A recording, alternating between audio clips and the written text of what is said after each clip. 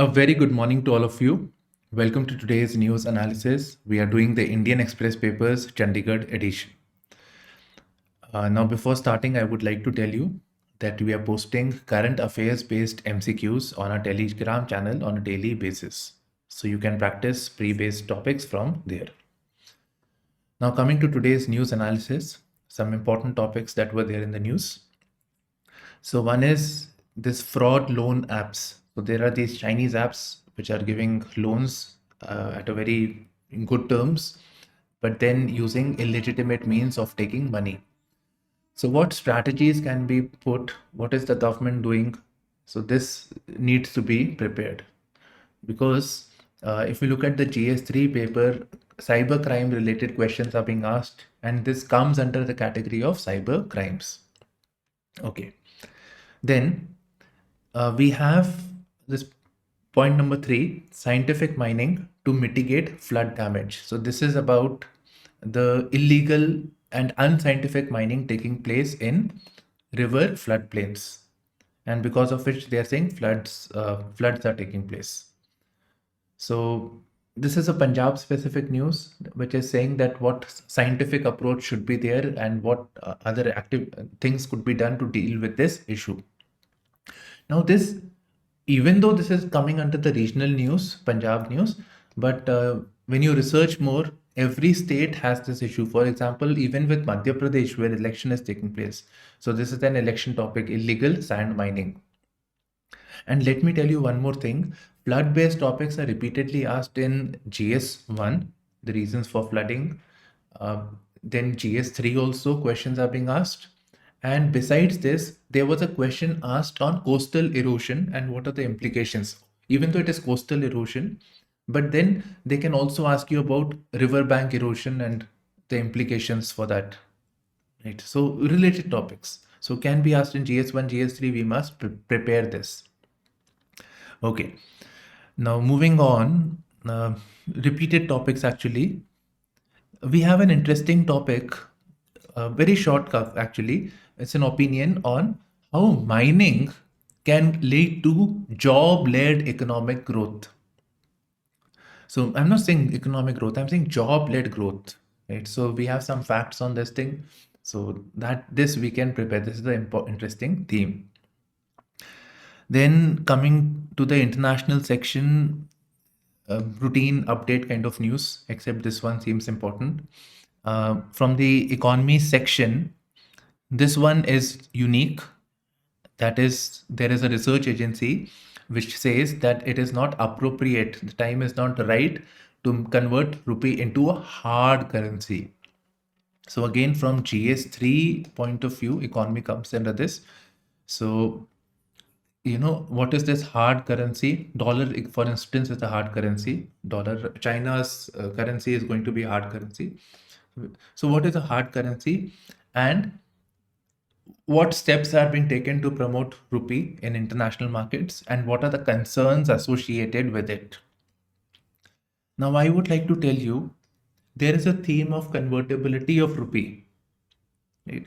So there are being talks that we already have partial convertibility of rupee. So why not have full convertibility of rupee? So this can be linked to this topic, and this becomes important. This is an important topic. You should have a note on this thing, at least for 150-word answer.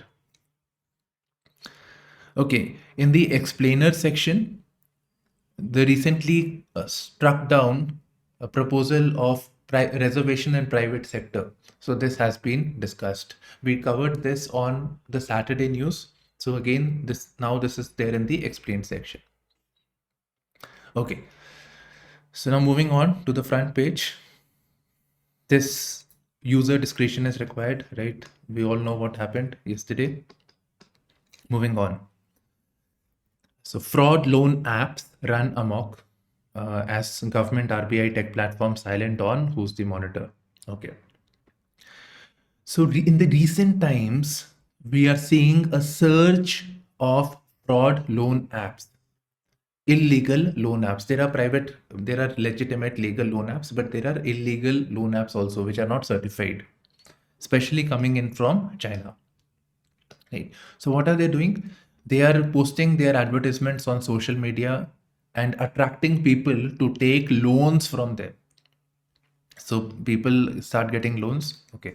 Now, when somebody registers on their app, their private data, their gallery, everything, all, when you install an app, you give permissions. So all their information is taken and goes to the app maker.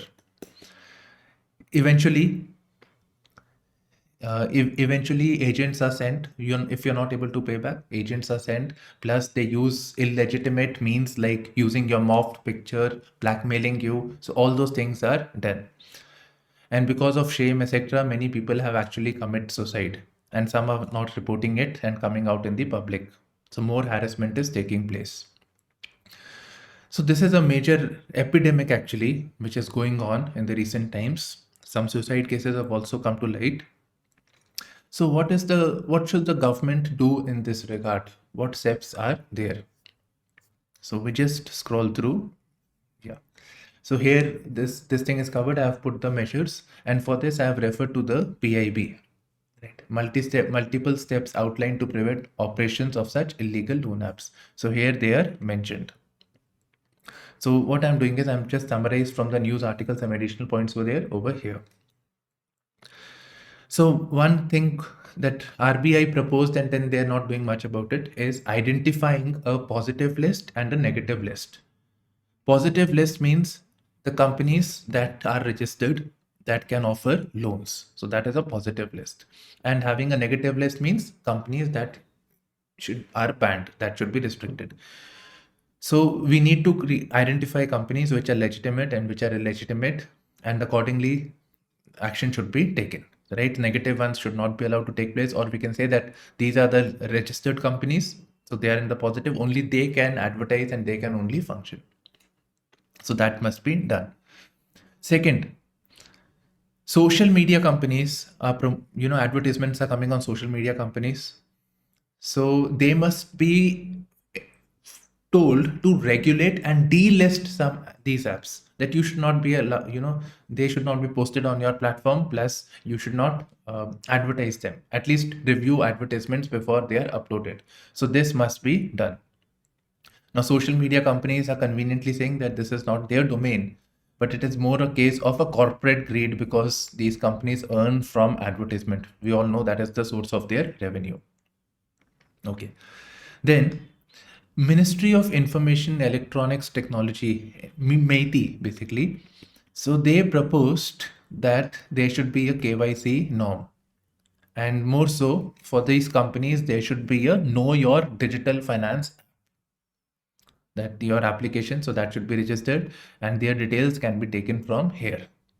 So user is more aware of this thing. And besides, it was also proposed to create an entity known as Digital Trust Agency, which regulates, reviews these companies. So Digital Trust Agency should be created. So to verify these apps, right? So these are the suggestions that are made. Okay, so we have done this topic now.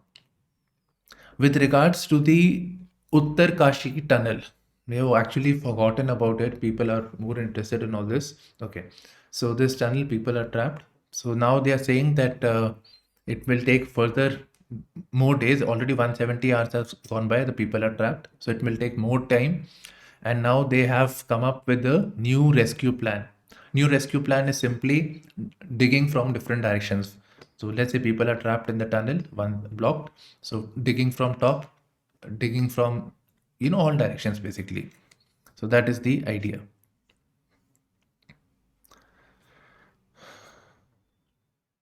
Okay. So Chhat Puja is taking place. This is city news, but Chhat Puja is taking place everywhere. And in the city of Chandigarh, they are saying there will be a zero waste event. So one is we get the theme of celebrating festivals with the idea of sustainability, right? So that can be one theme. The other theme is, of course, Chhat Puja, basic details we must have, important from art and culture point of view. So what is Chhat Puja? So Chhat literally means roof, ceiling, right? And it is dedicated to the worship of the sun god, also known as Surya Dev. Typically takes place 6 days after Tihar or Diwali. Okay, and this is because the sun god will bestow some wishes and right, so goodwill will prevail on the followers. So that is the idea. So that's the basic of Chhat Puja, and this is celebrated on the month of Kartik, October, November, lunar month of Kartik. Again, you should know this Hindi names of the calendar, right? So that you must also know whichever exam you're giving, you must be aware of this. This can be asked, like match the following type of question can be asked. Next, we have the flooding issue and how scientific mining can mitigate flood damage. So first, the article talks about how mining, unscientific mining plus illegal mining is leading to the problem. So first, it tells us about that. And then it tells us as to what approach should be there. And lastly, when you extend over here, it talks about a proposal for creation of Center of Excellence for research work on this theme, sand mining. You just ignore Punjab if you're out from outside, but the issue still remains the same. There are rivers everywhere, illegal sand mining takes place everywhere, unscientific, everything takes place everywhere. Points will remain the same. Okay. So IIT Roped is basically, their views are mentioned over here. So they are saying unchecked non-scientific mining creating, so they are creating ditches and hampering flow of river, ecological flow of the river. So let's take an image of sand mining across a river, and that may give an idea. So you can see this one image over here. So what they are saying is, with the sand mining taking place, sometimes the path of the river is blocked, so that digging takes place. So this leads to creation of a ditch. So creation of a ditch takes place. As a result of this, it affects the flow of the water. So the ability of the river channel to carry water is get constricted. It is reduced. Right, if you create a ditch over here, obviously the path gets restricted, and thereby, especially when there is surplus water, especially in the monsoonal months, so it tends to go outside of this path, and thereby creating floods. Floods is what? Water river moving out of the river channel, and that is flood, simple as that. So this should be checked. So they have proposed that once this digging work takes place, sand mining, they say it has to be done. But when you do it in one place, then stop from that place and do it in the other place, so that eco flow remains the same. So that idea is proposed. Okay, so flow of mining. Flow of river should be checked. Next they are saying is, there are land owners along the river. So when the sand mining is taking place, the land owners should get their due, right? They should get the due from the money that is generating. These people should also get benefited.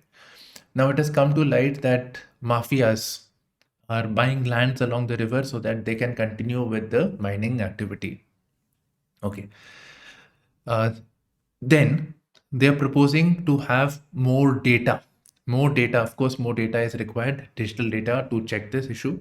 So one is that we can have digital issue to check the digital land transactions that are taking place, digitalize it so that there is a centralized data with the government, and they know if mafia is taking over the land or not. So that is one aspect of this. The other aspect of digital data could be mining related data. So that should be also be there with the government, and on that basis they can regulate better the mining activities. And for more data, it is proposed the use of UAVs, lidar technique, 3D modeling by using laser technique, and differential global positioning system, and bathymetry. What is bathymetry? It is the study of underwater areas. Okay. And lastly, there should be more research, and thereby institutional research should be promoted by initiatives such as the recently proposed Center of Excellence on sand mining, right? So that could be done. By the way, even IIT Roorkee, that is there, it was for civil construction, for public works, so that it was created for that purpose. So something like that could be for sand mining also.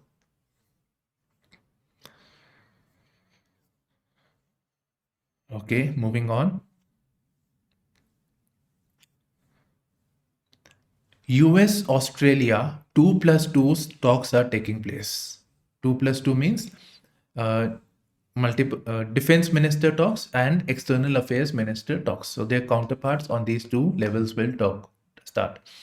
By the way, this 2+2 summit this tradition started with US and India relationship, where they saw that defense and external affairs relations, diplomatic relations, go hand in hand.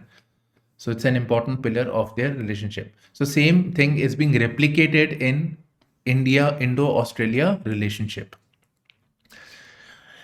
Now, what are the key aspects of Indo-Australia relationship, especially from a security point of view? So one, they are discussing Israel issue, Indo-Pacific issue, which is the main issue, and the Russia-Ukraine war. The main issue is actually the Indo-Pacific issue. So India, and this China, Australia, right, and this Asian nations are there. So Australia in the vicinity of this Indo-Pacific region. It's in the Pacific, but Indo-Pacific region, and it has concerns about having this free flow of, it's concerned about the China's rise in this region, plus its unilateral actions of controlling the Indo-Pacific region. Australia is concerned with that. Okay. So they are working on this. And previously also we have seen Australia becoming part of the Quad summit, which is aimed at providing Indo-Pacific rules-based order in the Indo-Pacific region. So that is there. Okay. So in fact, the statement that is used, it is comprehensive strategic partnership and exchange views on regional and global issues of mutual interest. So regional issue is Indo-Pacific. Global issues are cooperation on Indo-Israel Hamas issue, Russia-Ukraine war, etc. Nobody cares. It's actually the regional issue. Now, what defense cooperation could be there? I was interested in this. Couldn't find much. It's more about the Indo-Pacific only, and cooperation in the maritime domain. So again, that navigation issue of the Indo-Pacific region, that is there. Besides, the two countries are partners in the founding members in the Indo-Pacific Oceans Initiative, which was announced by the Prime Minister in 2019 at the East Asia Summit. Again, this was asked in the prelims, East Asia Summit. 3 countries were given. One of them was India. And which all countries are the members of East Asia Summit? And people made the mistake that India may not be a member. Okay. So only that much you had to know, and else you could have done from the options. China's military buildup is now largest and most ambitious. So it's basically the Indo-Pacific. So this is from this research agency. From there we have gotten this.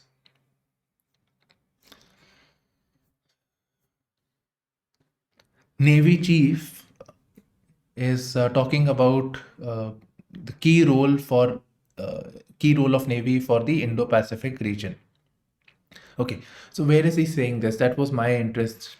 So it was about a talk on the Indo-Pacific challenges. So simply that much we have. So he's saying the Navy is playing an important role. It is collaborating with the like-minded countries such as the Asian countries. So here I have marked it actually. So like-minded countries could be the Quad members, US, India, US, India, Japan, Australia. So those are Quad members. Other like-minded countries could be the Asian countries. Asian countries are also concerned about the freedom in the Indo-Pacific region. So Vietnam is one country where India is actively collaborating. India gave the BrahMos missile to them. Besides, naval patrolling, this ships, etc., are being provided to Vietnam as part of their cooperation initiative. And Vietnam is then making a case for India in the Asian region. So Asian, only thing is most countries are in favor of having greater involvement of India in the Asian region, but at the same time they are circumspect that this may offend China, and this may further lead to deterioration of relationship with regards to the South China Sea.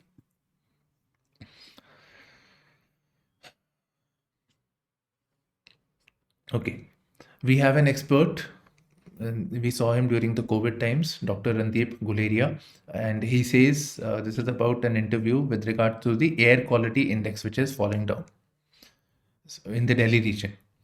So, basic things he's saying is that we should deal with air pollution. So, it's about air pollution and its effects. So, air pollution as a medical emergency.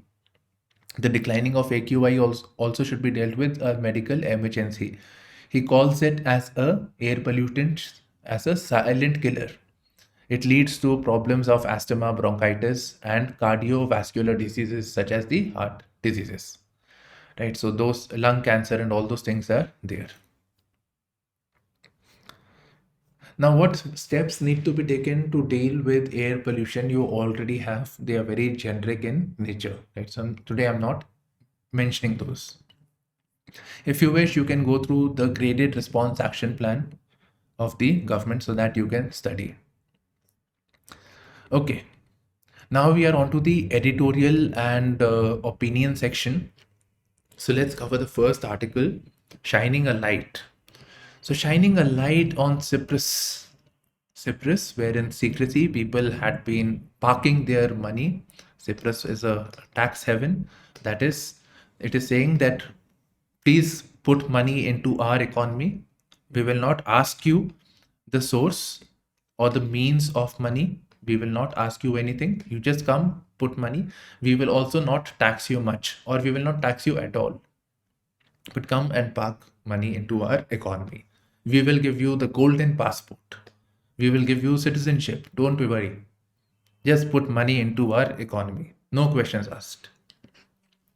And obviously, where no questions are asked, people put their illegitimately got money, right? When they want to evade taxes, so that is also there. So this is being used as for tax evasion, money laundering, and it also brings to light the issue of double tax avoidance agreement. Now, what is double tax avoidance agreement? You can imagine, for example, the recent finding, the light that has come. This is brought in by a study from International Consortium of Investigative Journalists, ICIJ. So again, this can be asked in the prelims. So this agency has brought to light that a lot of Indians and many prominent people across the world have been parking money in Cyprus. And the reason is very simple: low tax rates, plus nobody is asking the source. So when this happens, normally illegally gotten money and all those things are there involved. Okay. So as to the exam is concerned, these are the topics that we must cover. And yes, double taxation avoidance agreement, it means it's an agreement between the two countries, which is anything. Even with Cyprus we have, but with any country. It says that a person shall be taxed only once. For example, a company in India, so if they are taxed, so Cyprus cannot tax. If they are taxed in Cyprus, then they should not be taxed in India. So that is double taxation avoidance agreement. That is, a person or an entity should not be taxed doubly, twice. Okay, so that is there. Now, what issues have come to light? Of course, these issues, tax evasion, money laundering, that has come to light. And besides, Cyprus is a EU member state. And EU, we know that it had sanctioned Russian businessmen, etc. But we find a lot of influential Russians have parked their money in Cyprus. So that has come to light. Right. So all these measures on financial embargo on Russians and all that. So all that is failing. That's what has come to light. Now, yes, I wanted to share with you on money laundering what measures can be taken. See, I teach internal security, so in that also it is asked. So, one is the Convention Against Illicit Traffic in Narcotics and Psychotropic Substances. So, money coming from this is then used, parked elsewhere. So, money laundering starts from there. It is also used as a means to finance these activities. Then in 1989, creation of Financial Action Task Force. It's an intergovernmental agency. to counter money laundering efforts. Then in G7, there was a proposal, to check the issue of tax havens, where very few taxes there. So G7 proposed that there should be a basic minimum tax, below which it should not be allowed. So global minimum tax. So this was proposed in 2021. And as to India is concerned, these are the following steps. So enactment of the Prevention of Money Laundering Act, then changes to the Income Tax Act, Benami Transactions Act. So those are things. Creating of investigative agencies like Financial Intelligence Unit, Enforcement Directorate, then creation of an SIT when PM, 2014, when Modi government came, they were asked to, by the court, to create an SIT on black money. And they gave these following recommendations. Okay, so that's it on this issue, Cyprus issue. Coming to the next one, this is about stubble burning, a plan to manage stubble. I have not read this article because we know enough about how to manage stubble. So simply, we just read this: providing market avenues for crop residue stubble, and legal backing against polluting practices could end farm fires. Of course, it can end farm fires. Okay, so what marketing avenues are there? Can be there, basically. So making stubble, converting them into briquettes, right? So that can be there, which can in turn be used as fodder. It can be used for making of ecological packaging material. Now you see, when I was writing, I wrote packaging material. Then ecological word always adds value to your point, right? Eco packaging, sustainable packaging. That's a problem that we have with plastic waste and all those things. So this may help an environmental issue. So linking those two topics always helps. Okay. Converting stubble into ethanol, which can be used as biofuel, so that can be done. And besides this, converting these stubble into bio pellets, which can then be burnt as a fuel for cooking, as well as fuel in the brick kilns. So these are market avenues. What are the steps? Legal backing. Legal backing means the criminal action against if somebody engages in this thing. So one is incentives, the other is, or we can say carrot and stick. That market avenues means incentives, and stick means if you don't do, there'll be penalty. So criminal action and imposition of fines, making it mandatory to sell stubble, so that can be there. We need to have greater surveillance and public awareness and social influence, so that should be exercised. And last is, of course, this happy seeder machine and all those things should be there. And what else? Using different variety of crops which have lower period of germination, right? So lower time period for getting into the harvesting stage. Next is drug detox. So it's very simple, not much to cover. We heard previously in the Saturday news that there is this drug regulatory agency known as CDSO. They came up with the idea of having an IT portal wherein drugs, when they are made, so from the raw material stage, from the inception stage to the retail stage, manufacturing has taken place, and then it goes to the end consumer through retail shops. So entire tracking will take place. Why? Because it has come to light that during the process, contamination may takes place. Adulteration takes place. So to check that, IT portal is being created. So let's take some examples. There is a cough syrup made in Manesar. When got to Gambia, some contaminants were found, and a lot of people who were administered died. Children died because of that, and a lot of other cases have come. So this is a step towards promoting good manufacturing practices plus better tracking regulatory into this issue. Right. It will also help pharmaceutical companies in ease of doing business, because there are multiple portals at the moment, and there are different agencies looking into it. So this will have a common portal. So the companies have to file at a single place. So that will ease everything. Okay. So this is there, fine. This is very much required, but this will be effective only when only when the capacity of regulators, their implementing power is improved. You may have all the data in the world, but if you don't implement, what is the point? Right. In fact, it says that we have one of the toughest laws against spurious drugs, but yet we have it because implementation is bad. So monitoring is fine, but and which must be there actually, but implementation capacity should also improve. And with regards to this, there is a mention of Mashelkar committee. Now you see, this can be asked in prelims. Mashelkar committee, which was there in the news, very briefly in very short, it was there in the news, is associated with which of the following? So Mashelkar committee is associated with drug regulation of pharmaceuticals, and it recommended that there should be one drug inspector for 50 production units, right? And one inspector for 200 retail units. So that was the idea. But we are not meeting this norm. And besides, the drug inspectors are being tasked with other roles, non-domain roles. They are tasked with administrative work and thereby affecting their implementing capacity. So this also needs to be checked. Next, digging our way to prosperity. So just a disclaimer, he's from the Congress party. But points are fairly usable, legitimate. I won't have checked actually, but there was mention of the 12th five-year plan after a very long period of time and Dr. Manmohan Singh, and then I checked it.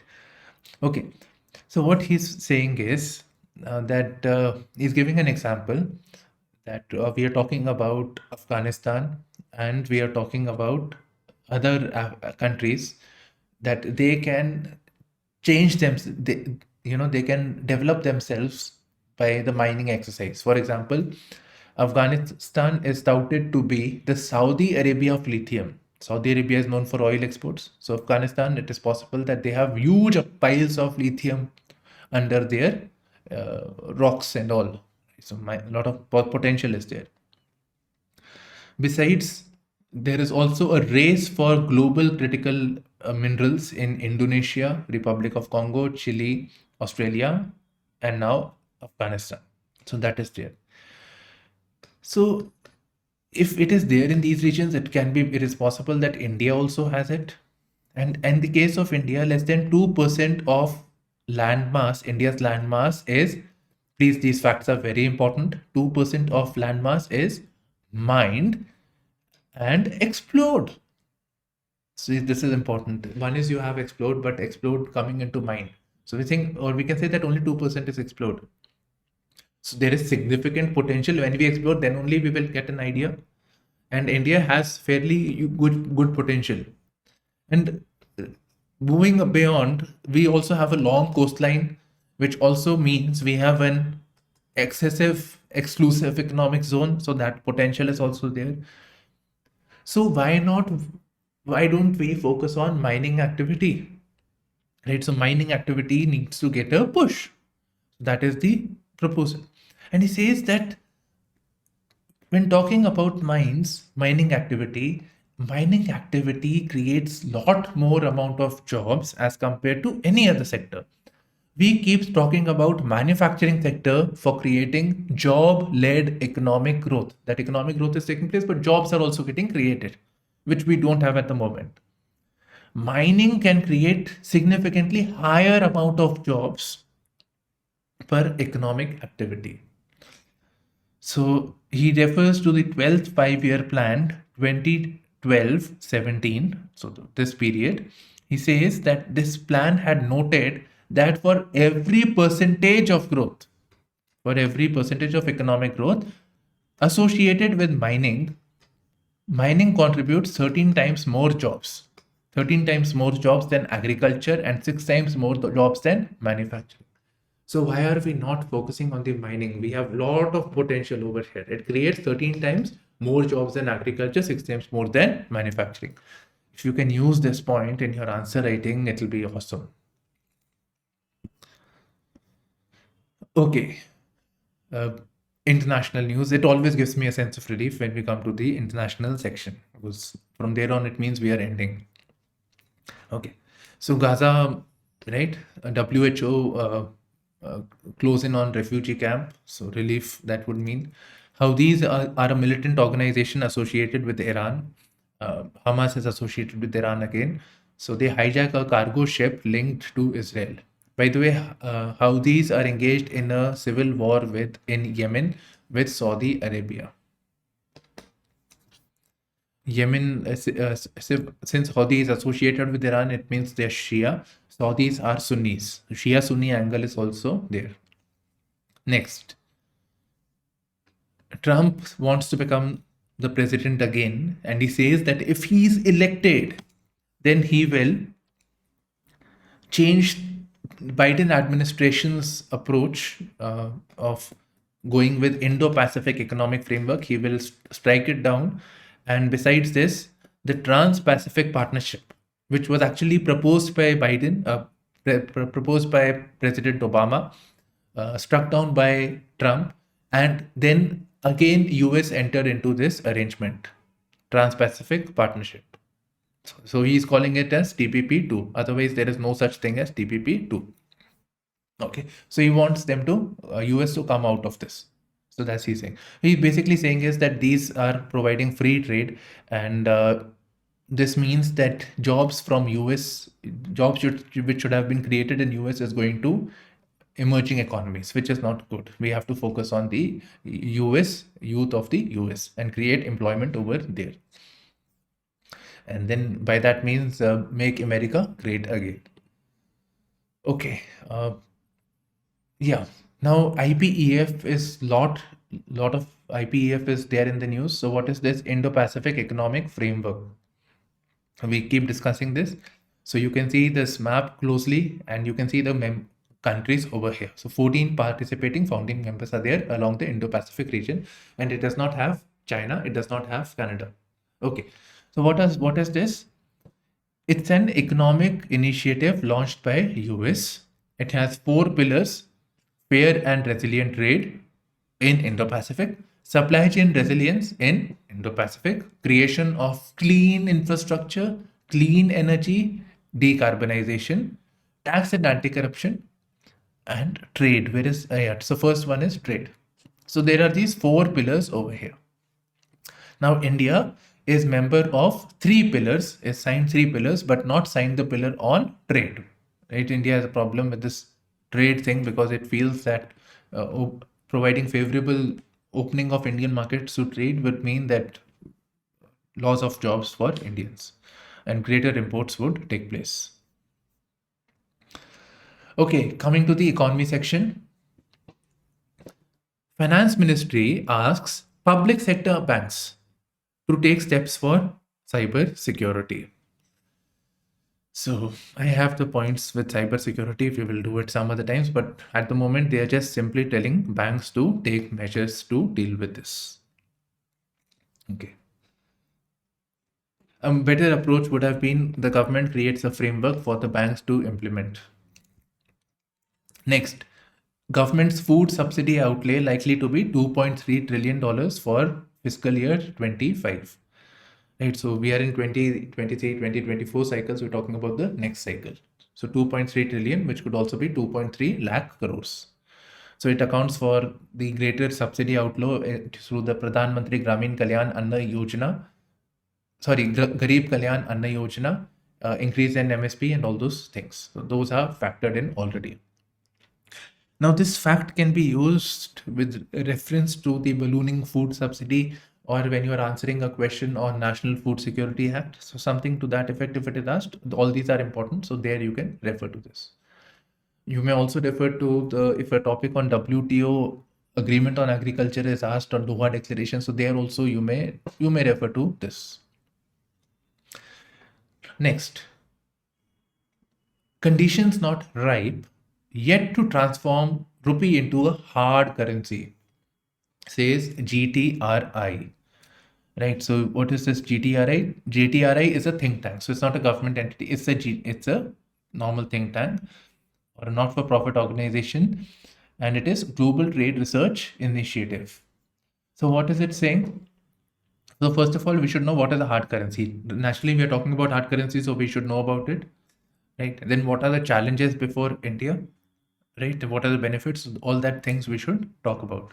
So first of all, what is a hard currency? So yeah, so hard currency is something like US dollar, which is accepted around the world for international transactions. They are reliable and a stable store of value. If somebody invests in dollar, they are well assured of that their money would be safe. The value of money in dollar will be safe. But imagine if a US person invests rupees, they buy rupees. Rupee depreciates very quickly, dollar retains its value. So that person will actually lose value, right? So we cannot call rupee as a hard currency at the moment. So presence of currency as a hard currency reflects perceived stability, reliability, and economic strength of the issuing country. Fine, so that is a hard currency. US dollar is the best example of hard currency. Another emerging hard currency at the moment is the is the Chinese yuan or renminbi, right? So that is also there. Now, what is GTRI saying? So GTRI is saying is if you want to do it, first of all, India should first become a middle income country. So that should be there. Then it must have macroeconomic stability. It must exhibit low and stable inflation. Inflation rate is high on 6+% in a country, so that is there. So inflation must be checked.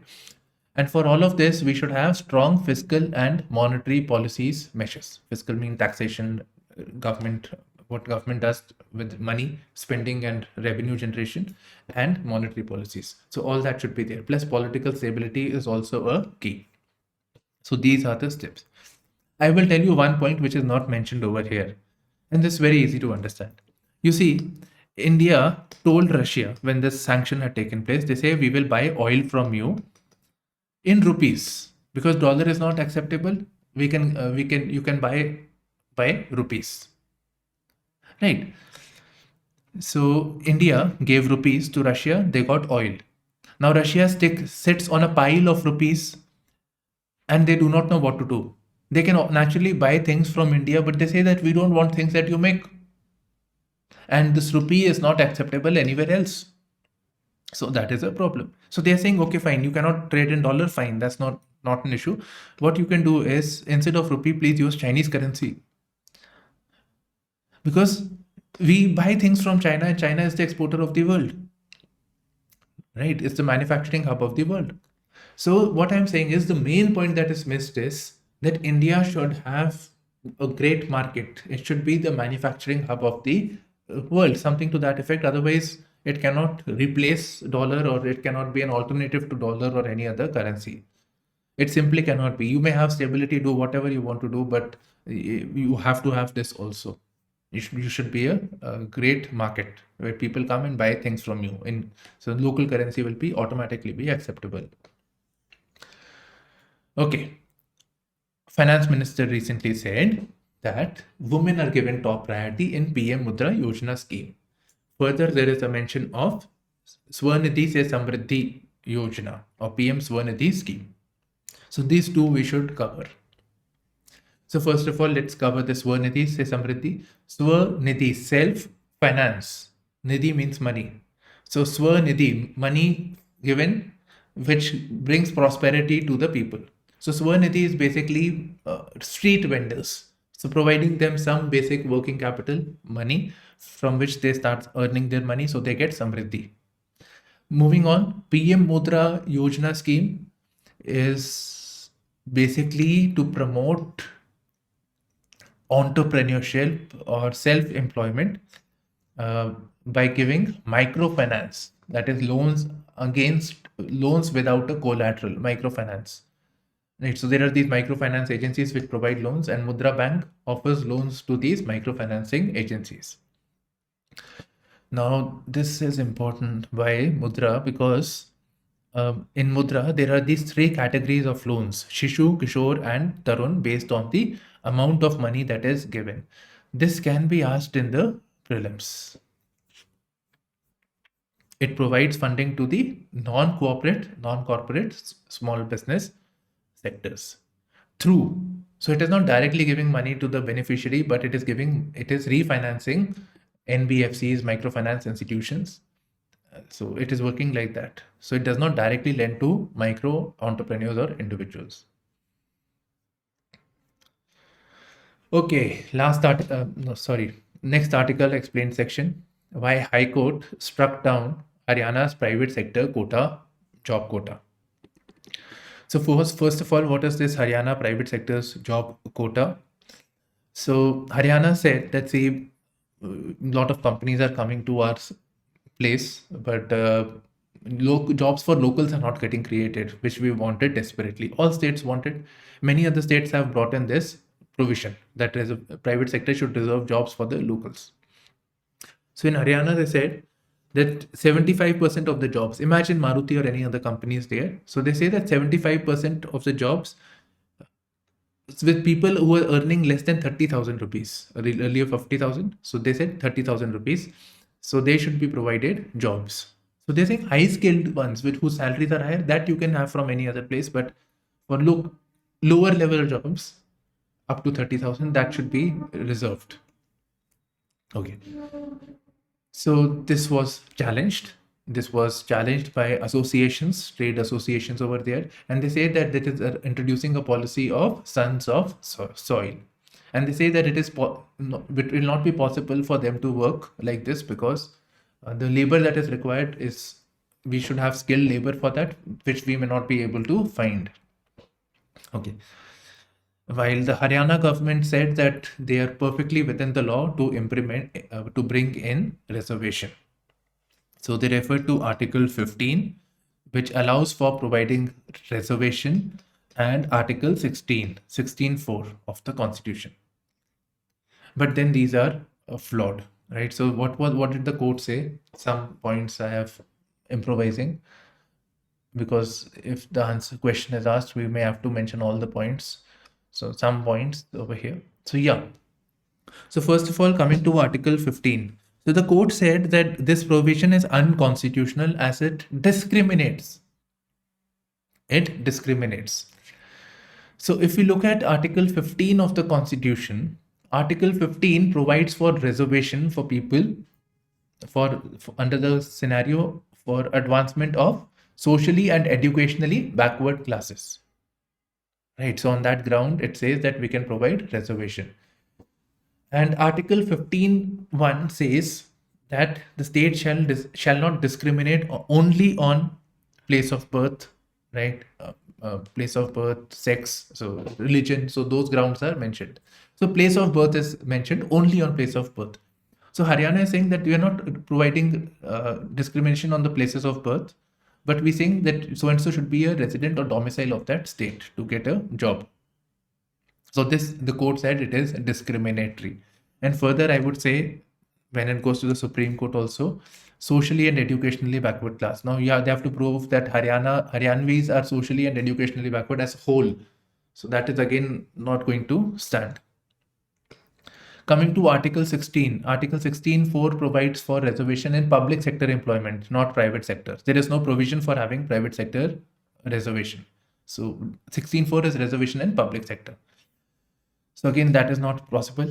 And besides, Article 16 reservation can only be provided by the parliament and not by the state legislature. So on that ground also it is violative of the constitution. It is unconstitutional.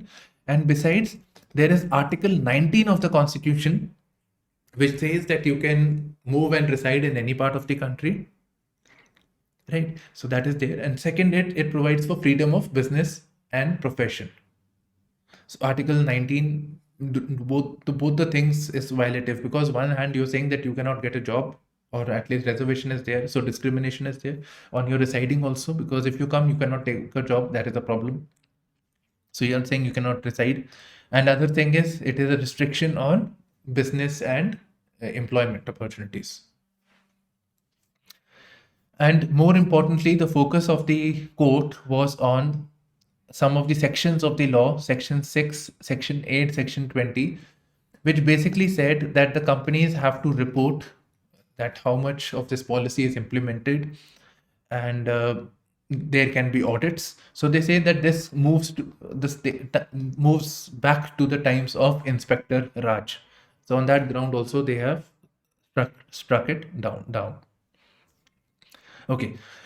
Now they are going to go to the Haryana government is going to file a special leave petition in the Supreme Court.